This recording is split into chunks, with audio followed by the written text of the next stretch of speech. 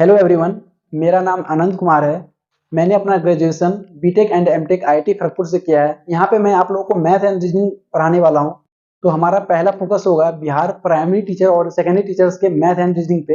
And secondary focus हमारा होगा BSSC यानी बिहार एसएससी का जो वैकेंसी निकला है अभी, उसका भी हम लोग मैथ एंड रीजनिंग कवर करेंगे।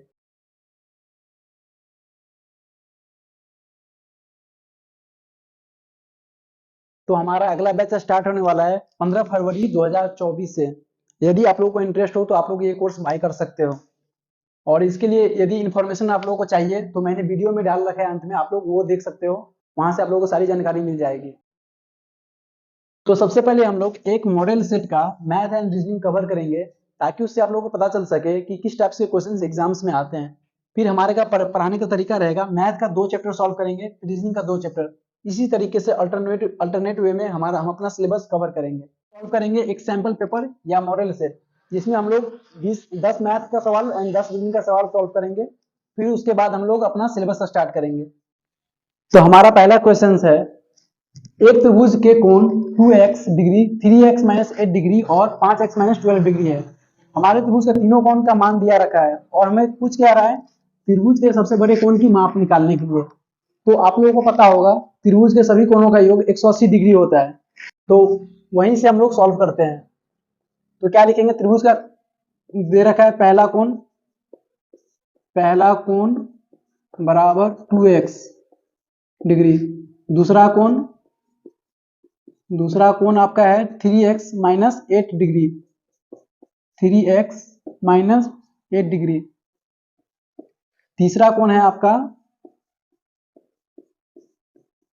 तीसरा कोण बराबर 5x माइनस 12 डिग्री। तो आप लोगों को पता होगा त्रिभुज का सभी कोणों का योग 180 डिग्री होता है। तो यहां से हम लोग करेंगे, चूंकि त्रिभुज के सभी कोणों का योग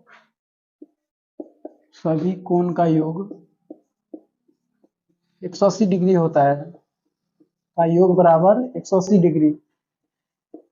तो यहां से हमारा इक्वेशंस बन जाएगा, क्या बन जाएगा, 2x plus 3x minus 8 plus 5x minus 12 बराबर 180। तो यहां से फिर फर्दर सॉल्व करेंगे तो क्या आएगा, 2x plus 3x 5x plus 5x 10x minus 8 और माइनस 12 यानी माइनस 8 और माइनस 12 क्या आ जाएगा, माइनस 20 बराबर 180। तो यहां से आ जाएगा आपका 10x बराबर, ये माइनस 20 उधर जाएगा प्लस हो जाएगा, तो क्या हो जाएगा 180 प्लस 20 बराबर 200, यानी x का मान क्या आ जाएगा आपका 200/10 यानी 20 डिग्री। तो अब सभी पे ये x का मान 20 बैठाएंगे तो पहला कोण हमारा क्या आ जाएगा, 2 गुने 20 यानी 40 डिग्री। दूसरा कोण क्या आ जाएगा, 20 यहाँ पे बैठाएंगे 3x, तो 3 गुने 20 तो क्या आ जाएगा आपका 3 गुने 20 माइनस 8 यानी क्या आ जाएगा आपका 20 तिया 60 माइनस 8 क्या आ गया 52 डिग्री। इसी तरीके से तीसरा कोण हमारा निकल जाएगा। तीसरा कोण का मान क्या आएगा 5x यानी 5 गुने 20 माइनस 12 तो क्या आ गया आपका 20 पंचे 100 माइनस 12 क्या आ गया 88 डिग्री। अब यहां से आप सभी कोण निकाल सकते हो कि छोटा कोण क्या है या बड़ा कोण क्या है। यदि छोटा कोण पूछता तो 40 हो जाता हमारा, और सबसे बड़ा कोण क्या है 88 डिग्री। और ये चेक करने के लिए कि हम सही बनाए हैं या गलत बनाए हैं, वो चेक करने के लिए आप सभी कोण का योग कर सकते हो। यदि सभी कोण का योग 180 डिग्री आ रहा है इसका मतलब सही है। तो हम यदि चेक करने के लिए देखें तो क्या आ जाएगा, पहला कोण हमारा 40 था, पहला कोण हमारा 40 है, दूसरा कोण है 52 डिग्री, तीसरा कोण है 88 डिग्री। यदि तीनों का योग करें तो 8 2 10 का 0 हाथ में 1, 4 1 5 5 5 10 8 18।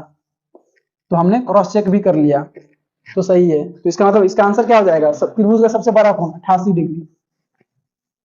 यहां तक आप लोग पहले नोट कर लो। तो चलिए हम देखते हैं सेकंड क्वेश्चन। हमारा दूसरा क्वेश्चन है, एक सिलेंडर की ऊंचाई 14 सेंटीमीटर है और वक्र पृष्ठीय क्षेत्रफल उसका 528 सेंटीमीटर स्क्वायर है। तो सिलेंडर का आयतन निकालना है हमें। आप लोगों को पता होगा सिलेंडर का शेप बेलन टाइप का होता है। तो हम सॉल्व करते हैं, पहले नोट डाउन कर लेते हैं कि क्या दे रखा है। ऊंचाई आपका दे रखा है, ऊंचाई को हम लोग एच से डिनोट करते हैं, एच लिख रहे हैं, एच बराबर 14 सेंटीमीटर स्क्वायर। और वक्र पृष्ठीय क्षेत्रफल आपका दे रखा है, वक्र पृष्ठीय क्षेत्रफल दे रखा है आपका 528 सेंटीमीटर स्क्वायर बराबर 528 सेंटीमीटर स्क्वायर। और वक्र पृष्ठीय क्षेत्रफल आपको पता होगा क्या होता है, 2 pi R H, 2 pi R H, ये 2 पाई आर एच के बराबर होता है। यदि यहाँ पे दिया रहता आपका कुल वक्र पृष्ठीय क्षेत्रफल, तो कुल वक्रीय पृष्ठीय क्षेत्रफल क्या होता है, कुल वक्र पृष्ठीय क्षेत्रफल होता है आपका 2 pi R H plus 2 pi R square. तो ये आप लोगों को ध्यान रखना है कि वक्र पृष्ठीय क्षेत्रफल दे रखा है या टोटल कुल वक्र पृष्ठीय क्षेत्रफल दे रखा है। तो यहाँ पर सिंपली आपको वक्र पृष्ठीय क्षेत्रफल दे रखा है जिसका फॉर्मूला होता है 2 पाई आर एच। तो यहाँ से हम लोग निकालेंगे आर, क्योंकि एच दे रखा है और पाई का वैल्यू हमें ऑलरेडी पता है। तो क्या आ जाएगा यहाँ से, तो 2 गुने पाई का मान आपका क्या है 22/7 गुने आर और गुने एच, एच का मान दे रखा है आपका 14, सॉरी वहां पे 40 सेंटीमीटर हो गया था, एच का इकाई सेंटीमीटर ही होगा, तो 14 सेंटीमीटर ही होगा बराबर 528। तो यहां से क्या आ जाएगा आपका 7 गुना 14, तो आर बराबर क्या आ जाएगा 528 बट्टे 22 गुने 4, ये 2 गुने 2 नीचे आ जाएगा, तो 22 गुने 4, 22 से आपका कट जाएगा, 11 से काटते 11 दूना 22, 11 चौका 44, 8 8 11 अट्ठे 88, फिर 2 से कट जाएगा 24 दूना 48, 4 से कट जाएगा 4 छक्के 24, यानी आर आ गया आपका 6 सेंटीमीटर। आर आ गया, हमें निकालना है क्या था, सिलेंडर का आयतन। तो सिलेंडर का आयतन क्या होता है आपका, यानी बेलन का आयतन। सिलेंडर का शेप क्या है, बेलन, तो बेलन का आयतन आपका क्या होता है, बेलन का आयतन बराबर पाई आर स्क्वायर एच।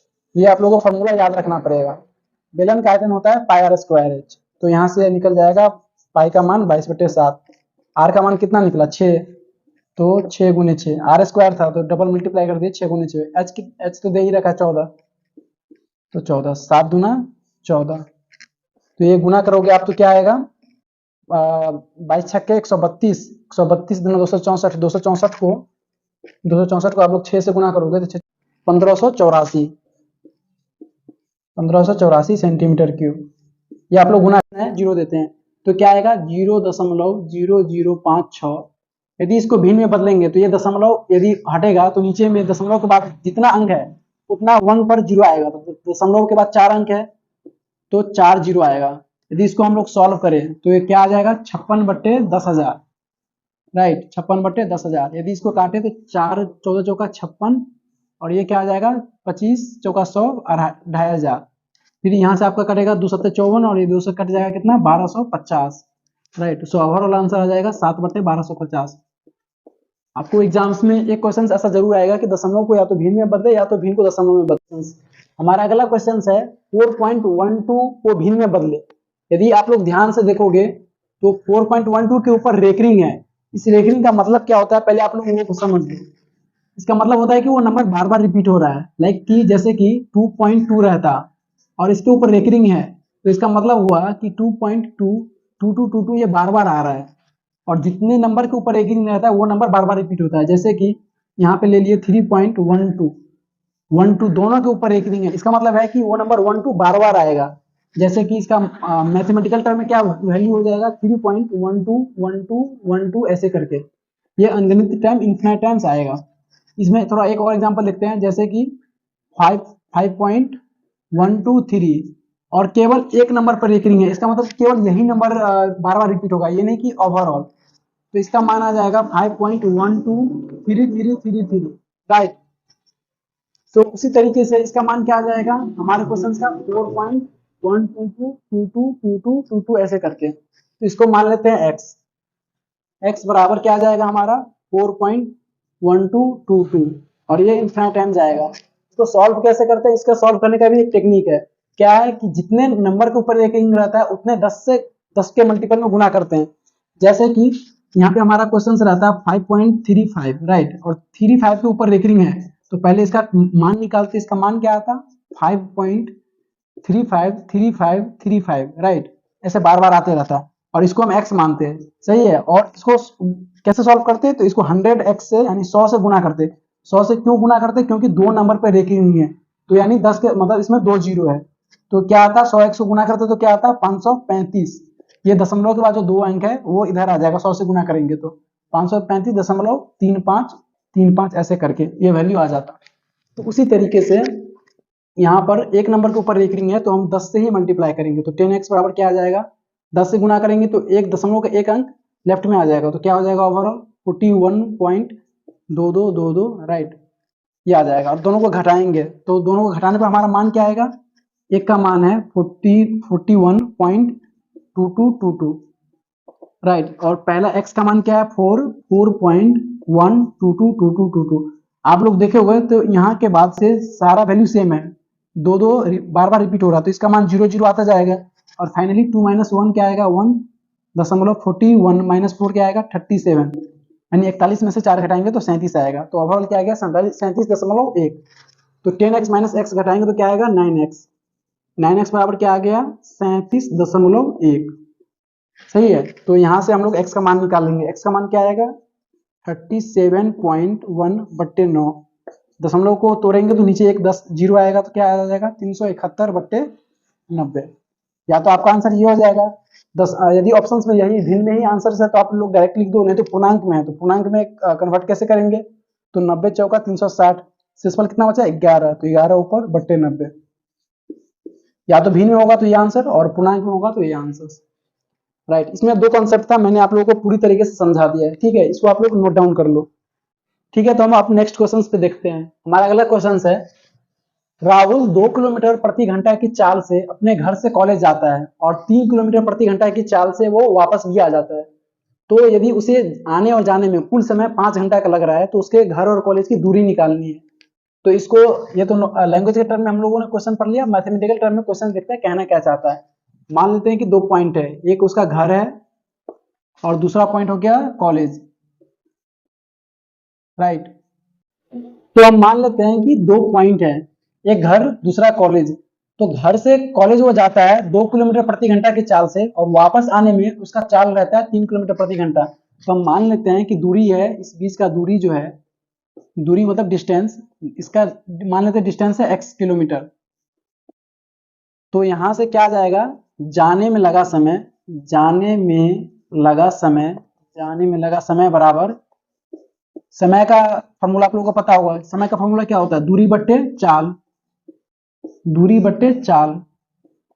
तो दूरी क्या दे रखा है x किलोमीटर और चाल क्या है, जाने में चाल कितना है 2 किलोमीटर, तो समय क्या आ जाएगा x बट्टे 2 घंटा, सही है। और इसी तरीके से आने में उसको समय लगेगा, आने में लगेगा समय बराबर, यही सेम फॉर्मूला हो जाएगा, बराबर दूरी तो उतना ही रहेगा घर और कॉलेज के बीच का, तो दूरी तो x किलोमीटर ही हो गया, और चाल क्या है, आने में चाल उसका है 3 किलोमीटर प्रति घंटा, तो दूरी बट्टा चाल यानी x बट्टे 3 घंटा, यानी इसको आने में समय लगेगा x बट्टा 3 घंटा और जाने में लगेगा x बट्टा 2। और वो क्वेश्चंस में दे रखा है यदि उसे आने और जाने में कुल समय 5 घंटा लग रहा है, इसका मतलब क्या हो गया कि ये दोनों समय का योग 5 घंटा है। इट मीन्स कि x बट्टे 2 प्लस x बट्टे 3 बराबर 5। अब इस इक्वेशंस को सॉल्व करेंगे तो क्या आएगा, बट्टा में 2 × 6 फिर 3x प्लस 2x बराबर 5। तो क्या आ जाएगा यहाँ से 3x प्लस 2x यानी 5x, 5x बट्टे 6 बराबर 5। तो x का मान क्या आ जाएगा 6 गुने 5 बट्टे 5, तो 5 से 5 गया यानी x बराबर 6 किलोमीटर, सही है। और क्वेश्चन में क्या पूछ रखा है उसके घर और कॉलेज की दूरी, यानी x मान लेते तो हमारा निकल गया दूरी x बराबर 6 किलोमीटर, तो इसका आंसर हो गया 6 किलोमीटर। तो हमारा अगला सवाल है, यदि 2 टू पावर x बराबर 4 टू पावर y प्लस 1 है और 3 के पावर y बराबर 3x माइनस 9 है, यानी यहाँ से आपका दो इक्वेशन दे रखा है कि 2 के पावर x बराबर 4 के पावर y प्लस 1, और दूसरा इक्वेशन क्या है 3 के पावर y बराबर 3 के पावर x माइनस 9 है, तो x और y का मान निकालना, यानी दो इक्वेशन दे रखा है और दो वेरिएबल है, तो ये आसानी से सॉल्व हो जाएगा। इसको कैसे सॉल्व करेंगे, तो पहला इक्वेशन हमारा क्या है 2 के पावर x बराबर 4 के पावर y प्लस 1, और दूसरा इक्वेशन क्या है, दूसरा इक्वेशन है 3 के पावर y बराबर 3 के पावर x माइनस 9। अच्छा देख लो, यदि पावर में यदि कोई चीज हम लोग कंपेयर कर रहे हैं तो इसमें एक कॉन्सेप्ट होता है, या तो आपको a के पावर b, जैसे कि a के पावर b बराबर c के पावर d है, तो ऐसे में क्या करना पड़ता है, या तो आप लोग बेस को बराबर लाओ, यदि बेस बराबर है तो फिर पावर भी बराबर होना चाहिए, और नहीं तो आप लोग फिर पावर को बराबर में लाओ, ताकि फिर बेस को इक्वल करके सॉल्व करेंगे। तो इसमें क्या है, अच्छा इसमें बेस और पावर समझते हो ना, बेस नीचे वाले को बोला जाता है, पावर ऊपर वाले को। तो इसमें देखो बेस बराबर है 3 और 3, तो यहां से क्या आ जाएगा, यदि बेस बराबर है और चूंकि दोनों का मान भी बराबर है तो पावर का मान बराबर होना चाहिए, यानी यहां से आ गया y बराबर x माइनस 9। तो ये एक इक्वेशन बन गया हमारा। इसमें आप लोग देखो ना ही बेस बराबर है, क्योंकि 2 और 4 है, अलग अलग बेस है, तो हम क्या करेंगे, इसको एक ही बेस में लाने की कोशिश करेंगे। या तो इसको हम लोग 4 बनाए, या तो इसको हम लोग 2 बनाए। तो इसको हम लोग 2 बनाएंगे। 2 कैसे बनेगा, क्योंकि 4 2 के पावर स्क्वायर है। तो क्या लिखेंगे हम लोग यहाँ से, 2 की पावर x बराबर 4 को क्या लिखेंगे, 2 का स्क्वायर लिख सकते हैं, आसानी से लिख सकते हैं, 4 बराबर 2 का स्क्वायर। तो क्या आ जाएगा यहाँ से +1। और यहाँ पर एक और कंसेप्ट है, यदि आप देखो a के पावर b, यहाँ पे देख लेते हैं, a के पावर b है और इस ओवरऑल के पावर c है, तो ये पावर मल्टीप्लाई हो जाता है, यानी इसको हम लोग लिख सकते हैं a के पावर bc, राइट। तो ये कंसेप्ट यहाँ पे हम लोग अप्लाई करेंगे।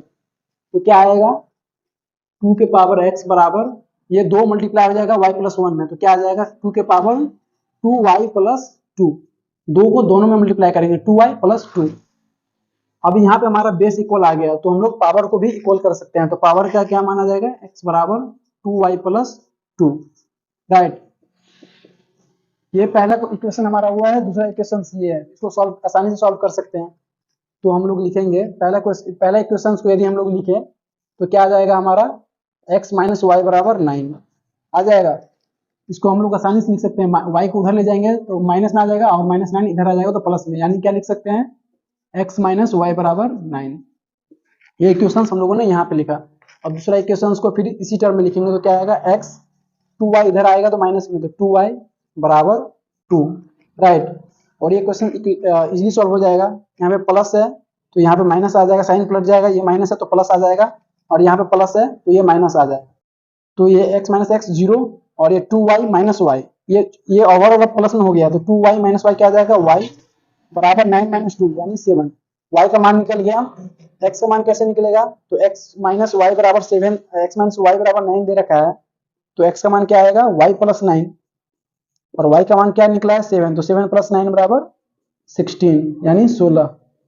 तो हमारा ओवरऑल मान निकल गया, y का मान 7 और x का मान 16, राइट। यहां तक समझने में कोई दिक्कत है तो आप लोग बताओ, पहले नोट डाउन कर लो इसको।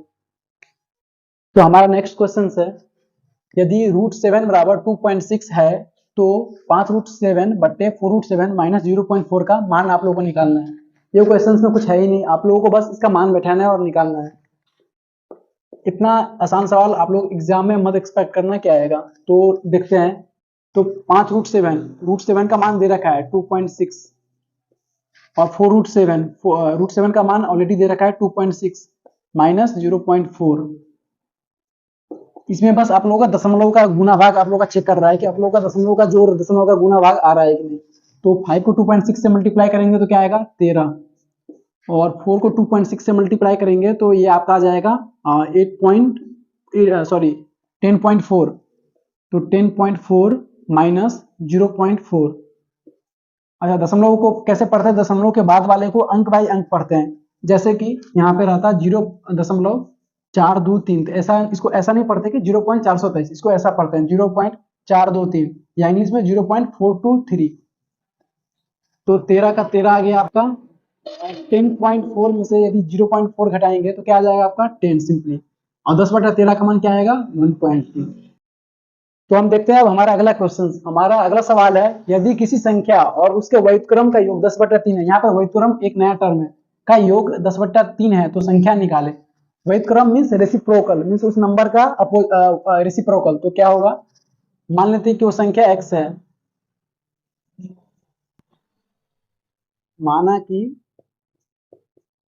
माना कि संख्या बराबर x, तो उसका व्युत्क्रम क्या हो जाएगा, व्युत्क्रम होता है रेसिप्रोकल, मीन्स कि उसका अपोजिट यानी 1/x। अब यहां से क्वेश्चन इजी हो गया, संख्या और उसके व्युत्क्रम का योग 10/3 है। इसका मतलब क्या हो गया कि x जोड़ 1/x बराबर 10/3 है। सही है। तो इसका क्या आ जाएगा, x प्लस 1/x क्या आ जाएगा, इसे यदि बटा भिन्न का जोड़ करेंगे तो x² प्लस 1/x बराबर 10/3।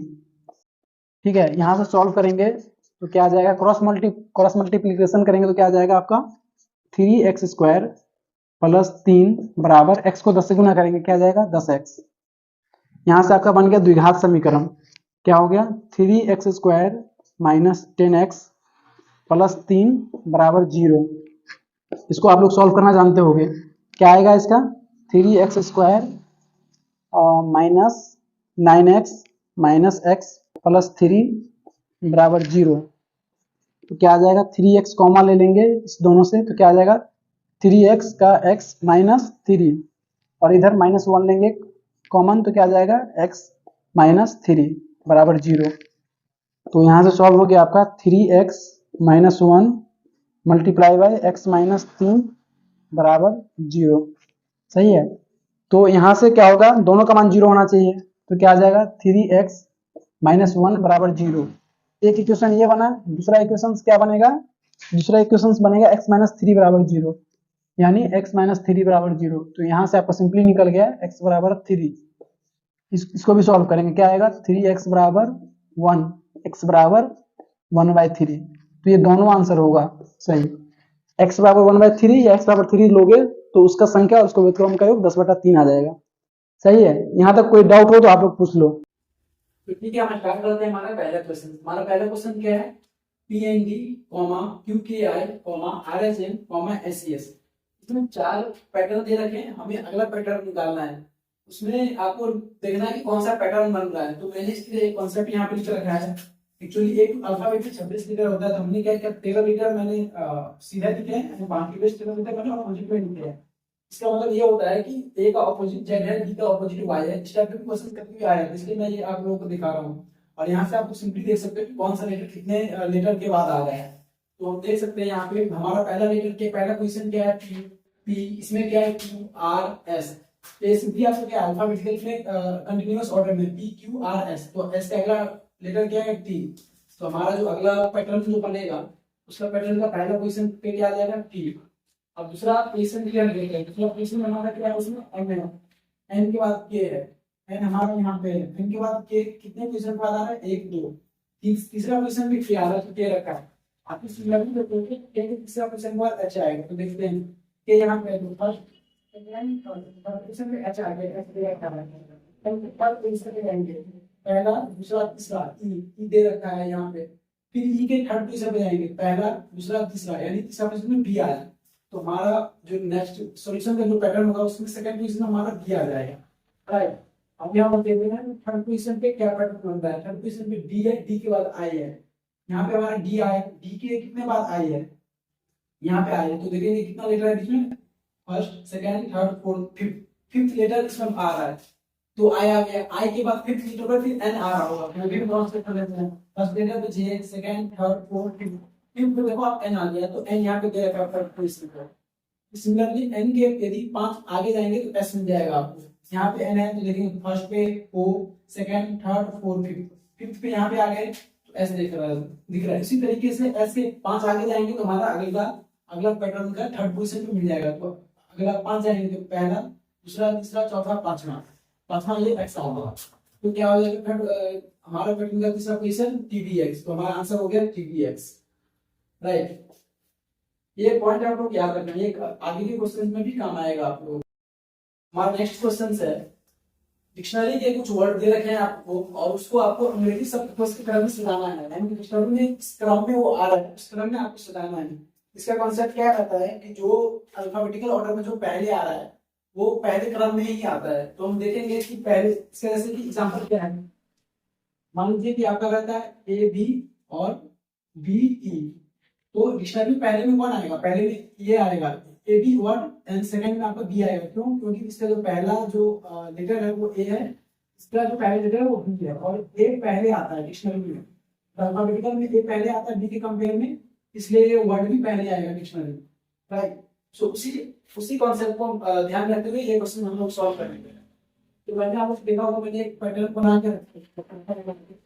तो आप पहला लेटर पहला लीटर जो है वो सब में एस है, इस बेसिस पर हम तो नहीं छाप सकते हैं, राइट। सेकेंड मॉडल क्या है, सेकेंड लीटर भी हमारा ई है, तो इस लीटर पे भी हम नहीं छाप सकते हैं, वो सेम सेम वर्ड ही है। थर्ड पोजीशन पे देख लें तो 4 में एन है बट 1 में टी है, राइट। तो क्या आता है डिक्शनरी में, डिक्शनरी में एन पहले आता है और टी बाद में आता है। तो हम क्या करेंगे यहाँ पे, टी का जो टी जिस लेटर में आ रहा है, जिस वर्ड में आ रहा है, वो सबसे लास्ट में चला जाएगा।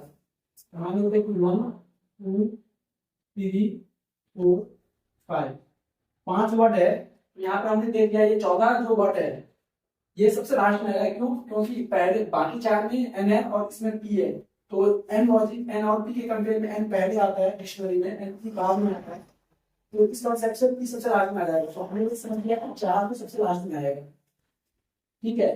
बाकी का हम देखते हैं, तो हम 4 यदि मिला दें, यदि आपको मैं 4 मिला दूं, क्योंकि 4 तो सबसे लास्ट में आएगा, तो 4 मैं मिला देता हूँ, ठीक है। अब हम देखते हैं क्या है हमारा नेक्स्ट लीडर पे चलते हैं, नेक्स्ट पोजीशन पे। तो क्या आएगा हमारा, 2 में एस है 2 में टी है, इसका मतलब क्या हुआ, और एस पहले आता है डिक्शनरी में टी से कंपेयर में, तो क्या आएगा, ये दोनों वर्ड पहले आएगा compare to third and five. तो क्या आएगा 1 और 2 में अभी डिस्टिंक्ट 1 और 2 में हम लोग अभी तक अलग नहीं कर पाए हैं, और 3 और 5 में भी अलग नहीं कर पाए हैं, और 1 और 2 पहले आएगा कंपेयर टू 3 और 5, क्योंकि 1 और 2 में एस है और 3 और 5 में टी है, तो एस वाला पहले आएगा, क्योंकि 1 और 2 पहले आएगा, 3 और 5 बाद में आएगा। अब यहाँ पे देखते हैं नेक्स्ट क्रम में क्या है, ए डबल आई और पी में, इस क्रम में क्या क्या आएगा आपका, आएगा फिर आई आएगा, राइट। एक्सटेंड के क्रम में पहले ये आएगा, फिर आएगा, फिर आई आएगा। तो इस अनुसार क्या हो जाएगा, 1 और 2 में आप लोग को चेक करना था, 1 और 2 पहले आने वाला है, 3 और 5 बाद में आने वाला है।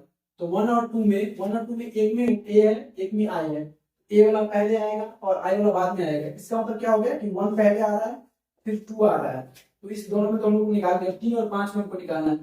3 में क्या है, 3 के इस लीटर में आई है और 5वां में ई है, तो ई वाला पहले आएगा, तो ई वाला यदि पहले आएगा तो क्या हो जाएगा हमारा 3 और 5 में हमारा ऑर्डर हो जाता है आपका, 3 और 5 में हमारा पहले आ जाएगा 5 फिर 3, और इस दोनों में ये तो भरा था ही, और सबसे लास्ट में 4 है, तो ये हमारा ऑर्डर हो जाएगा शब्दों का। तो हमारा आंसर क्या हो जाता है, ऑप्शन में 1 2 5 3 4, यानी इस क्रम में इसका आंसर आ जाएगा, डिक्शनरी क्रम में आ जाएगा। तो हम चलते हैं अब नेक्स्ट क्वेश्चन पे। हमारा अगला क्वेश्चन क्या है, 1 8 24 क्वेश्चन मान 52 18 114। इसमें आप दो चीजें ऑब्जर्व करने वाली बातें हैं, एक देखो अनुपात का साइन है, एक में समानुपात का साइन है। अनुपात समानुपात, इसमें एक अनुपात का साइन है एक समानुपात का साइन है। इसमें अलग प्रकार का क्वेश्चन क्या रहता है, मान लेते हैं कि ऐसा रहता है 2 5 11 फिर अगला पूछ रहा होगा, तो यहाँ पे आपको अनुपात और समानुपात का साइन नहीं दे रखा है। इसका मतलब है कि इसमें कुछ एक ही पैटर्न बन रहा होगा, जो कि सेम पैटर्न बन रहा होगा ओवरऑल। इससे जैसे इसमें क्या है कि गुणे 2 जोड़ 1 है, 2 गुणे 2 4 जोड़ 1 5। इसी में अभी आप देखो तो गुणे 2 जोड़ 1 यानी 15 10 जोड़ 11। सिमिलरली क्या हो जाएगा, गुणे 2 जोड़ 1 यानी 11 गुना 22 जोड़ 1 यानी 23। इसका 23 आंसर आ जाता है। बट इसमें क्या है कि अनुपात और समानुपात का साइन, इसका मतलब है ये एक दूसरा ग्रुप हमारा हो गया ये, तीसरा ग्रुप हो गया हमारा ये। इसलिए पैटर्न को देखना होगा हमको, ऐसे पैटर्न देखना होगा, ये ग्रुप और ये ग्रुप का पैटर्न सेम होना चाहिए, ना कि सारे नंबर में पैटर्न सेम होना चाहिए। तो इसमें एक ये चीज ऑब्जर्व करने वाली बात थी, आप लोग देख लेना अनुपात समानुपात है या सिंपली कॉमा है। तो इसमें हम ऐसा नहीं है कि 8 24 24 और क्वेश्चन मार्क बराबर, यानी इसमें ऐसा नहीं है कि सारे नंबर में आप एक ही पैटर्न अप्लाई कर दो, ये एप्लीकेबल नहीं होगा। इसमें समानुपात का साइन मींस कि ये हुआ दूसरा ग्रुप ये होगा दूसरा ग्रुप हुआ, और ये जो ग्रुप में से पैटर्न बने तो रिवर्स हो जाएगा। तो ये चीज हम लोग ऑब्जर्व करते हैं कि क्या पैटर्न बन रहा है। तो आप लोग क्या एक सोच रहे होंगे इसमें या तो गुणे 3 हो रहा है, बट इसमें कुछ गुणे 3 करके नहीं आ रहा है, राइट। तो इसका मतलब है कि गुणे 3 तो हम अप्लाई नहीं कर सकते हैं। दूसरा आप लोग क्या अप्लाई कर सकते हैं कि हमें देखो कि आप लोग ऑब्जर्व करोगे तो आप लोग क्या है कि एक नंबर छोटा है और एक दूसरा नंबर काफी बड़ा है, कि या तो उसी नंबर में कुछ मल्टीप्लाई हो रहा होगा। तो हम लोग ऑब्जर्व करते हैं कि 8 का जो 8 से गुना करेंगे तो क्या आएगा 64, 18 को 18 से गुना करेंगे तो क्या होगा 18 को 18 से गुना करेंगे तो 324।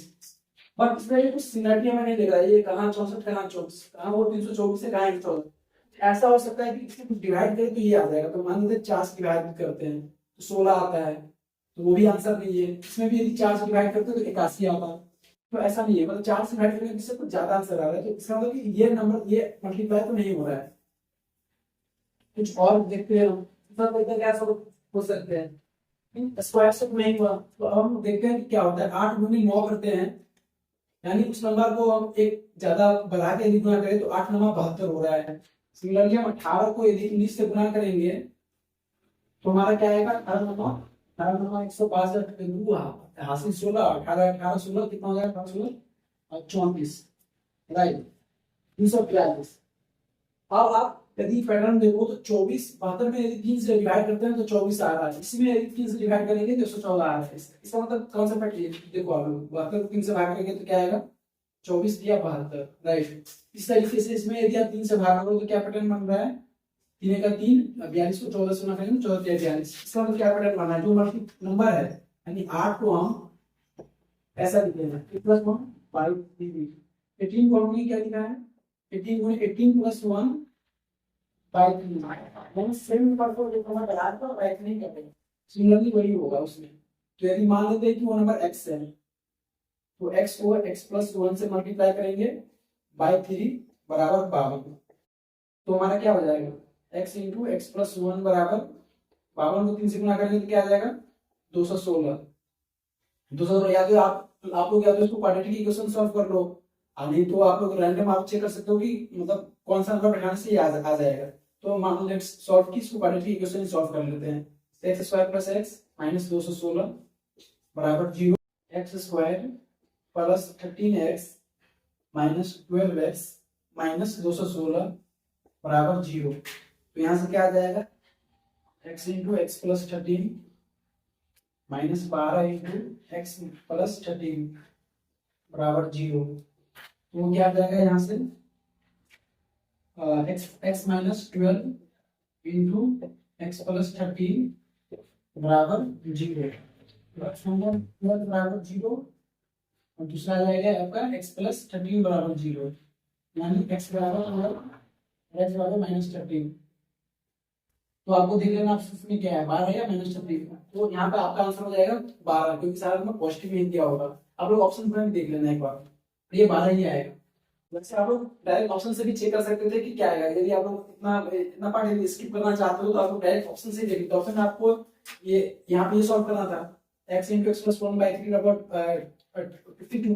तो आप यदि ऑप्शन से देख लेते यदि 12 यहाँ पे रखते आप क्या आता 12 गुणे 13 बट्टे 3, 3 चौका 12 तो 13 चौका 52, तो 52 आंसर आ गया। तो आपका आंसर ऑप्शन से ही आ जाता 12। तो हम अपना नेक्स्ट क्वेश्चन देखते हैं। हमारा अगला क्वेश्चन क्या है VOLUMB, उसके कॉरेस्पॉन्डिंग पैटर्न है आपका AUQARI, और उसी तरीके से दे रखा है आपका तीसरा DESIGN, और उसके कॉरेस्पॉन्डिंग आपको नेक्स्ट पैटर्न निकालना है। तो इस टाइप का क्वेश्चन कैसे बनता है तो हम लोग देखते हैं। तो पहले लिख लेते हैं VOLUME, और इसके कॉरेस्पॉन्डिंग क्या है आपका इसके कॉरेस्पॉन्डिंग है आपका U। L के पोजीशन पे आपका दे रखा है U, U के पोजीशन पे दे रखा है आपको A, और M के पोजीशन की जगह पे आपको R दे रखा है, और सिमिलरली E लास्ट का E, और यहाँ लास्ट पे I है तो I दे रखा है। फिर हम इसमें देखते हैं कि क्या पैटर्न बन रहा है। इसके लिए मैंने यहाँ पे लिख रखा है आपका अल्फाबेटिकल ऑर्डर में मैंने लिख रखा है A to Z। 26 लेटर होता है, 13 लेटर मैंने कंटीन्यूअस लिखा है, रेस्ट लेटर मैंने अपोजिट डायरेक्शन में लिखा है। इसका मतलब ये होता है कि A के अपोजिट Z है, B के अपोजिट Y है। इस टाइप का क्वेश्चन को क्या आता है यहाँ पे आप सिंपली देख सकते हो कि कौन सा लेटर किसी दूसरे लेटर का आगे है या पीछे, और कितने आगे और कितने पीछे है। तो B और A में हम देखते हैं, तो B और A में क्या गैप है, यहाँ पे B है और A कहाँ पे देखो आप, एक लेटर अगला लेटर 1 2 3 4 5 पोजीशन के बाद है, यहाँ पे 5 माना। हम लोग पैटर्न देखने की कोशिश कर रहे हैं कि क्या पैटर्न बन रहा है। सिंपली O और U में देखते हैं, O यहाँ पे है और U यहाँ पे है, तो कितना लेटर बाद बन रहा है 1 2 3 4 5 6, यहाँ पे 6 बना। एल और क्यू में देखते हैं। एल हमारा यहाँ पे है 1 2 3 4 5, तो एल और क्यू में भी 5 ही बना। सिमिलरली यू, ये यू है, यू और ए में हम लोग देख रहे हैं, तो यू कहाँ पे है, यहाँ पे है, ए आपका यहाँ पे है, तो कितना बार बन रहा है 1 2 3 4 5 6, यहाँ पे 6 बना। सिमिलरली एम और आर में देखते हैं, एम यहाँ पे है, एम के बाद 1 2 3 4 5, आर यहाँ पे है, एम और आर में भी 5 से गैप है। ई और आई यहाँ पे है, तो 1 2 3 4, मतलब ई के सी और आई में 4 के गैप है। तो आप लोग देखो सिमिलरली यदि यहाँ पे 6 आ जाता तो हम लोग समझ सकते थे कि एक में 5 6 5 6 5 6 बन रहा है, बट यहाँ पे ये 4 आके ये पैटर्न को इस अनसक्सेसफुल कर गया, यानी ये 5 और 6 का पैटर्न तो नहीं बन रहा है, क्योंकि यहाँ पे 4 आ गया है। तो हम यहाँ पे दूसरा चीज क्या ऑब्जर्व करेंगे, आप लोग देखो, तो वॉवेल और कॉन्सोनेंट, स्वर व्यंजन, स्वर अक्षर और व्यंजन अक्षर, तो आप लोग देखोगे कॉन्सोनेंट जो है, कॉन्सोनेंट के कॉरेस्पॉन्डिंग 5 ही है। आप लोग देखो बी कॉन्सोनेंट है यानी व्यंजन अक्षर है, तो व्यंजन में 5 है, ये भी व्यंजन है, इसमें भी 5 आया, ये व्यंजन है, इसमें भी 5 आया। ग्रेविटी कहाँ पे हो रहा है, पैटर्न कहाँ पे नहीं बन रहा है, वो वॉवेल में बन रहा है, स्वर में नहीं बन रहा है। तो देखो तो 6 आ रहा है, यू में 6 आ रहा है, बट ई में 4। वॉवेल के लिए आप एक ये सोचो, वॉवेल क्या होता है, वॉवेल आपका होता है ए ई आई ओ यू, तो आप देखो ओ के बाद यू आया है, यानी कि अगला वॉवेल है पैटर्न में, पैटर्न के अकॉर्डिंग मतलब अगला वॉवेल है। सिमिलरली यू जो है, यू का अगला वॉवेल कौन सा है, ए है, ए दे रखा है। अगला वॉवेल क्या है, आई, तो आई दे रखा है। इसका मतलब क्या हुआ कि वॉवेल में यानी स्वर अक्षर में पैटर्न बन रहा है, अगला स्वर ले रहा है, बट व्यंजन में 5 बन रहा है। तो यही कॉन्सेप्ट हम लोग इस वाले वर्ड के लिए भी अप्लाई करेंगे। तो क्या है, D E S I G N, design. तो हम लोग देखते हैं क्या हो रहा है। तो क्या है, डी हमारा क्या है, व्यंजन है, व्यंजन में तो 5 पड़ेगा, तो डी हमारा यहाँ पे इसमें 5 रहेंगे तो क्या आएगा, 1 2 3 4 5, यानी आई आ गया। सिमिलरली ई हमारा वॉवेल है, तो वॉवेल में क्या होगा, अगला वॉवेल आ रहा है, तो अगला वॉवेल क्या है, आई है, तो यहाँ पे आई भी आ जाएगा। सिमिलरली एस है, एस क्या है, एस भी आपका व्यंजन अक्षर ही है, तो एस कहाँ पे आपका, एस यहाँ पे, इसमें 5 जुड़ेंगे, क्योंकि व्यंजन में 5 आगे बढ़ रहा था, तो 5 बढ़ाएंगे इसमें, 1 2 3 4 5, एक्स आ गया, तो एक्स आ गया। ये आई क्या है, आई आपका स्वर अक्षर है, तो आई का अगला स्वर अक्षर क्या है, तो यहाँ पे वो आ जाएगा।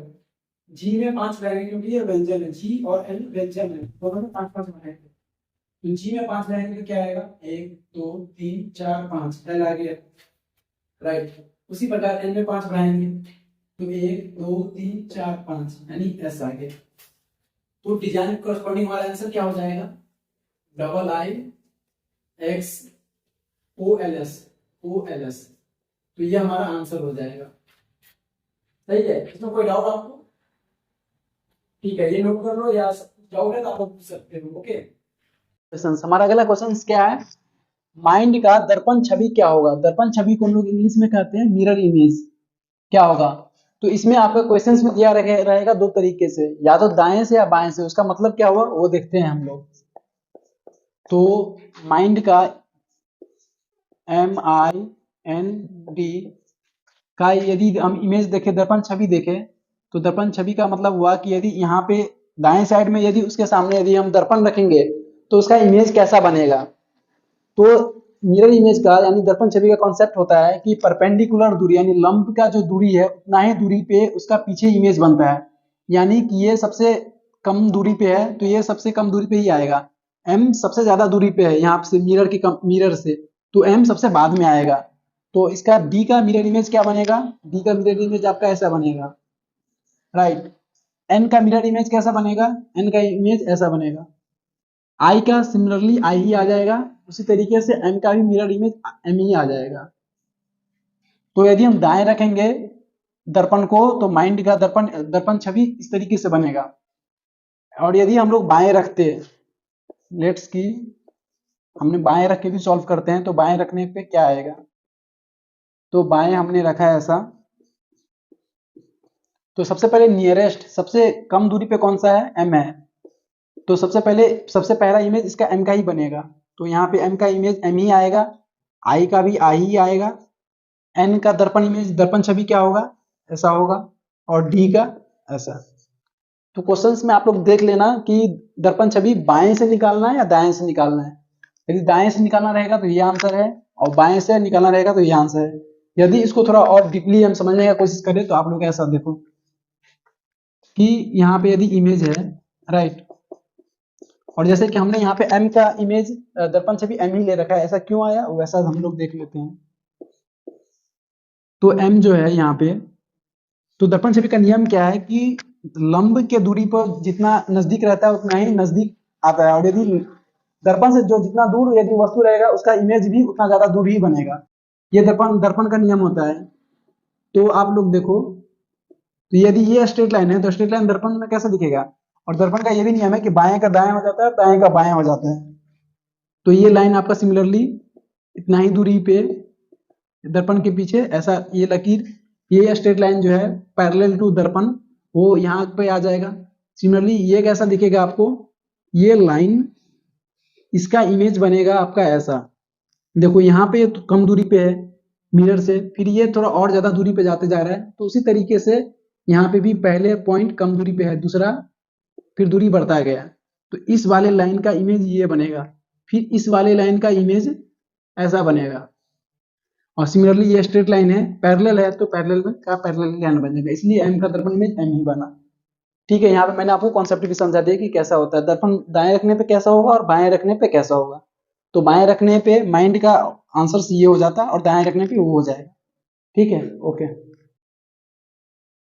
तो आप सभी के लिए एक नया ऑफर है, हम लोग अपना अगला बैच स्टार्ट कर रहे हैं जिसमें हम लोग बिहार प्राइमरी टीचर और सेकेंडरी टीचर के लिए मैथ एंड रीजनिंग कवर करेंगे, और अभी जो बिहार में बिहार एसएससी यानी बीएसएससी के लिए जो वैकेंसी निकली है उसके लिए भी हम लोग मैथ और रीजनिंग का कवर करेंगे।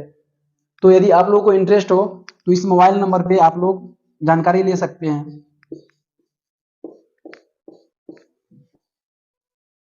यहाँ पे आप लोग मैसेज कर देना या कॉल कर देना, आपको सारी जानकारी मिल जाएगी। और बैच स्टार्ट हो रहा है हमारा 15 फरवरी से। इसमें हम लोग बैच को अच्छे से स्टार्ट करेंगे, पहले बेस को स्ट्रॉन्ग करेंगे, फिर आगे फर्दर सिलेबस को कंप्लीट करेंगे।